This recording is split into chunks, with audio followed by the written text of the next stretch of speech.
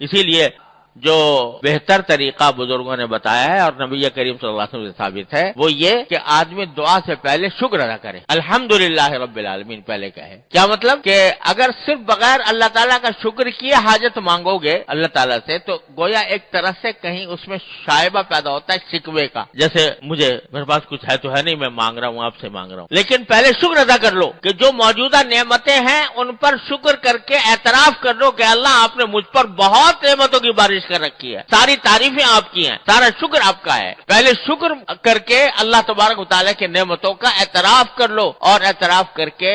شکر ادا کر کے پھر کہو کہ یا اللہ بہت کچھ دے رکھا ہے لیکن یہ حاجت ہے میری، یہ حاجت بھی پوری فرما دی۔ تو پھر دیکھو وہ ایک طرف شکر کے نتیجے میں ایک شکر کی عبادت تم نے ادا کر دی اور اللہ تبارک و تعالیٰ کے سامنے اپنی حاجت بھی پیش کر دی، تو دونوں چیزوں سے تمہارا تعلق اللہ تعالیٰ سے مضبوط ہو جائے گا، شکر سے بھی اور دعا سے بھی۔ تو اپنی سوچ کا محور، سوچ کا مرکز، سوچ کی لہر وہ اس طرف کرو، شکر کی طرف اور دعا کی طرف۔ اے اللہ جو نعمتیں آپ نے دی ہیں اس پر شکر، اے اللہ اس پر چیز کی حاجت ہے مجھے عطا فرما دیجیے۔ اگر یہ سوچ اور یہ بات جس طرح زبان سے، یہ شکر اور دعا